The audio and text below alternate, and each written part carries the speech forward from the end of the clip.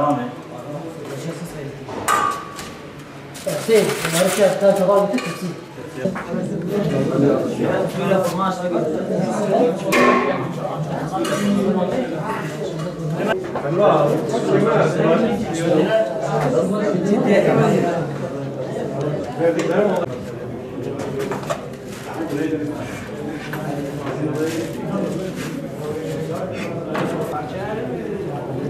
Yok öyle bak velidir ya. Velidir mi haber verir misin? Tabii, ezan okunduğu gidiyor. Ezan okunduğu gidiyor.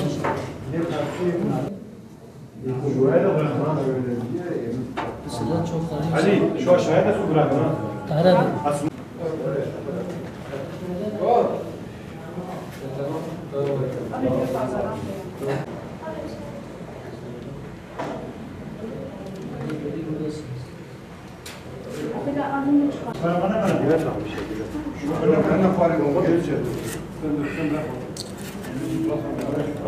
Biraz doldursalar. Yok ya. Allahu Ekber, Allahu Ekber. Allahu Ekber, Allahu Ekber. Eşhedü enne Muhammeden Resulullah.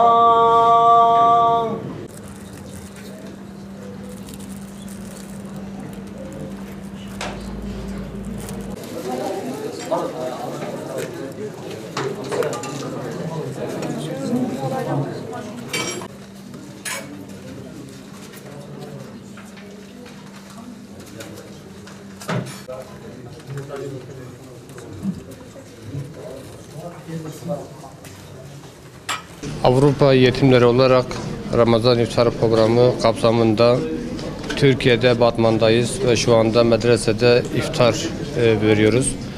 Medresedeki öğrencilere iftarı verdik. Allah-u Teala kabul etsin. Bu katkıda hayırseverlerin ve bu konuda desteği sunan hayırsevere de teşekkür ediyoruz.